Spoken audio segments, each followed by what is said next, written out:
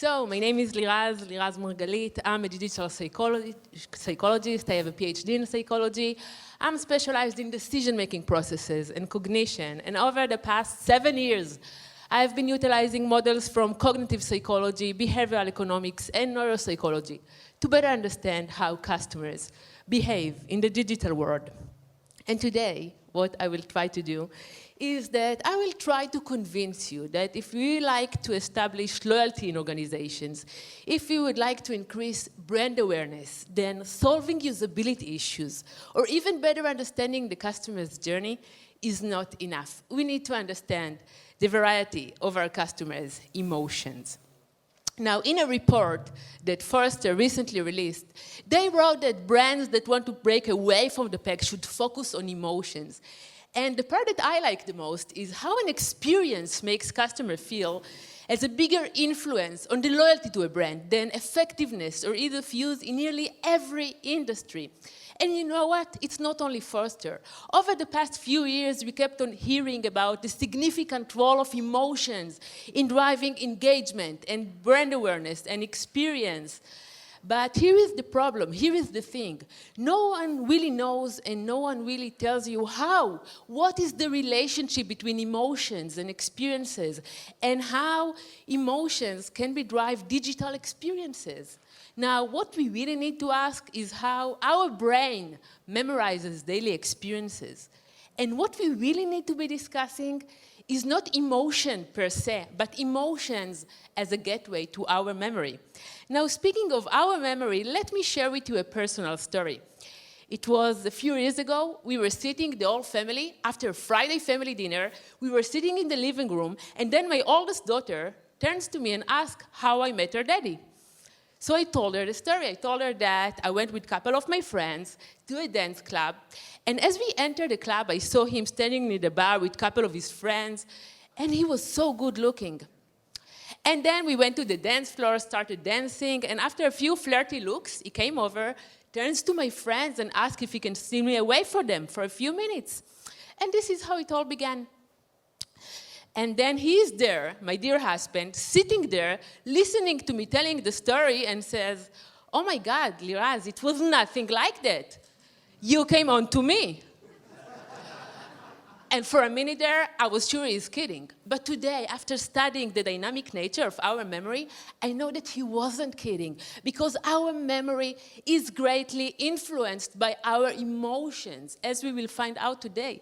And that is why, and I want you to remember this, that is why it doesn't matter what really happened. What matters is what we are going to remember from our experiences. So the question here that I'm going to address is, how can a physical product or service become a memory? We know that in one day, even in 1 hour, we have so many experiences. Think about it. So which of these experiences are going to turn from an experience into a memory? Now, what we generally refer to as memory is really our long-term memory. However, stories and experiences must pass through our short-term memory before a long-term memory can be established. The transition to long-term memory is not guaranteed. So what influenced the memory formation? Our emotions, of course. If we want to experience, to move on to the long-term memory, it needs to be powerful enough. It needs to be emotional. So we know that a long-lasting experience, good or bad, is one that provides enough vivid materials for our brain to construct a story later on. So if the experience is powerful enough to generate an emotional reaction, the memory can cross over and another experience, another memory will be added to our memory collection. Now, from a business perspective, what does it mean from a business perspective? As customer experience stakeholders, we are looking to make the transition to long-term memory. This is where brand awareness and loyalty lives. But here is the thing. We don't just want to be in any long-term memory. We want to be associated with a positive emotion. And this is where it gets tricky, because from an evolutionary standpoint, from our brain perspective, it is more valuable to hold on to those negative experiences. Those negative experiences are quicker and more likely to form long-lasting memories. And we will touch on that later on. Now, a story of how well we recall advertisement found, listen to this. In 1965, 34% of the viewers remember the ads they were exposed to. In 1990, the percentage dropped to 8%. In 2007, only 2.2% of the viewers remember the ads they were exposed to. The growing flood of information, goods, and services merge and mingle in our memory, and we cannot separate one brand from another. And that is why, when our brain needs to choose a product from a multitude of products that share more or less the same characteristics, the deciding factor will always be the emotions that are attached to that brand. Think about it. The decision to buy a certain brand has nothing to do with the features and benefit. Think about your own smartphone, for example. How many of you, but really, how many of you can elaborate on the differences between your smartphone to the competition? Maybe a few, I bet. Most of us choose based on the emotion that are attached to that brand. So if there is an emotional association, if there is a direct association between that brand, between your brand and a positive emotion, you don't need to choose. You don't need to decide. You just need to feel. Let's demonstrate that. What I like to do now is to show you an image, a facial expression. And what I would like you to do is to tell me what is the facial expression that you see in that image as quickly as possible. Are you ready? No, you are not. I'm going to ask it one more time. Are you ready? Yes. Thank you. What do you think?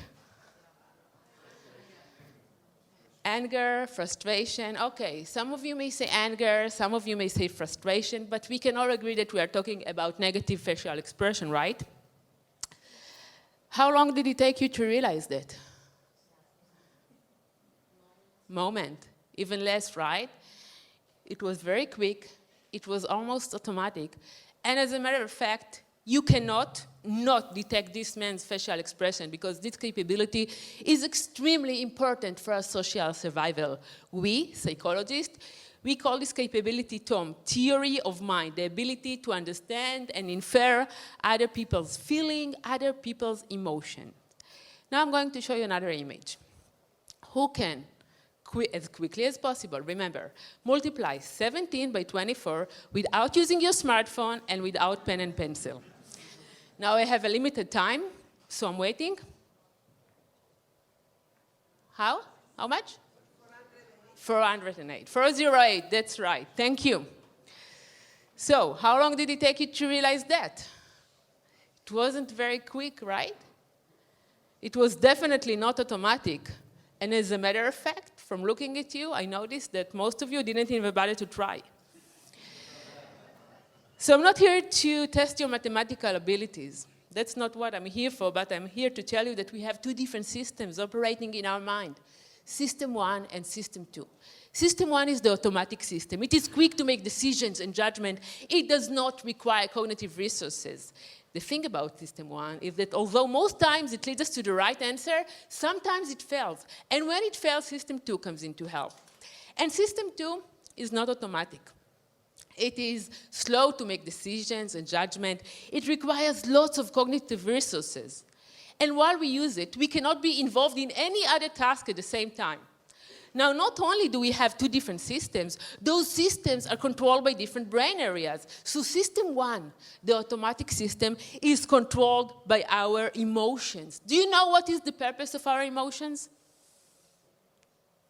The purpose of our emotion is to lead us into taking an action without the other system, without the rational system being involved in the process. If I'm in the jungle facing a tiger, I don't have time to think, I don't have time to calculate my response. I have to react really, really fast. Prepare my body to a fight or flight response, right? So System 1 is controlled by our emotion. And system 2, the rational system, is controlled by our prefrontal cortex. And that is why it is so slow to make decisions and judgment. So, as Gladwell wrote intelligently in his book about system 1, about the emotional system, the only way that human beings could have ever survived as species for as long as we have is that we have developed another type of decision-making apparatus that is capable of making very quick judgment. This is the purpose, to make very quick judgment based on very little information. So think about all the information that you have about different products, about different services. So let's say that you need to decide to buy a product. If there is a direct association between that product and a positive emotion, so you don't need to consider the benefit, you don't need to think about the feature, you don't need to use your rational system. You just need to feel. But, you know, we keep talking about emotions, but we don't just feel emotional, right? We feel happy or sad or anger or frustration. So different emotions hold different functions, and they influence information processing and our memory in different ways. We saw here that different emotions hold different functions, and they influence information processing and our memory in different ways. But we wanted to develop a model to understand emotions in the digital world. So the model that we have developed actually states that the emotions evoked are the results of our current mindset and our prior expectations. Now let's start with understanding the concept of prior expectations. So after a long period interacting with the digital world, we have developed mental models that guide our expectations as to what to expect from different online experiences. So what is a mental model? Let's say that you are going to a restaurant or that you are in first date. You know exactly how to behave. You know exactly what's going on. So this is why we need the mental models. So let's say that we have different mental models online for different online interactions. And let's say that the interaction meets our expectation. So most people, most companies that I work with think that this is a good thing, but actually this is not a good thing because from our brain perspective, this is considered to be a non-event. No story will be added to our memory collection, so we expect to find what we want. So when the interaction meets our expectation, this is okay, but this is not going to consider as a positive memory. Forget about it. Now, if the actual interaction is below our expectation, is negative compared to what we expected, then the interaction will be associated with a negative experience. And if the actual interaction rises above our expectation, this is the only place where we can talk about peak experiences and delight. Now let's talk about the second factor, our current mindset. Now, different studies that were conducted around the globe found that your interaction and movement online can reflect your psychological inner state. All you need to do is listen. So we have decided to listen. So for 2 years of research, we have been watching and observing thousands of different customers' interactions across different websites and different industries and different devices. And we have found that there are 5 behavioral patterns that keep repeating themselves. And those behavioral patterns that you see here, those are the user's way to communicate their intent with us. This is what I like to call the customer's digital body language. And in order to validate those patterns, we took those patterns and we ran them on thousands of entirely new interactions, and we have found that we can automatically detect the customer's mindset as they enter the website in an accuracy level of 85%. So it was pretty exciting for us. Now I would like to give you a few examples. So this is the focused mindset, meaning that the customer knows exactly what they want and know exactly how to accomplish their goal on the site. Okay, so yeah, So you can see here that he or she enters the site, they knew exactly what they want, and that's it. So now I'm going to ask you, based on the prior expectation model that I just described, what emotion is going to be evoked in this case? What do you think? No emotion, right? No emotion, because the interaction met the customer's expectation. So no story will be added to our memory collection. This is considered to be a non-event. We expected to find a certain product, a certain item, the contact, and we found it. That's okay. This is not a good thing. This is what should have happened. Now, let's talk about the mindful experience or the mindset. Now, the mindful is the customer that is highly engaged, highly interactive. We can see that he is highly involved, interacts with different elements. And again, can you please click on the play button? Thank you. So we can see that in this case, the customer derives pleasure from the experience itself. It's not about purchasing the product. It's as if he touches the merchandise. He enjoys to play with the different items, to play with the different colors, and actually is extremely involved. And we can talk about peak experiences, about delight, about positive sensory stimulation, and it's all about the fun and the experiences here. But let's talk about the disorientation. Same as the focused interaction, this customer knows exactly what he's looking for.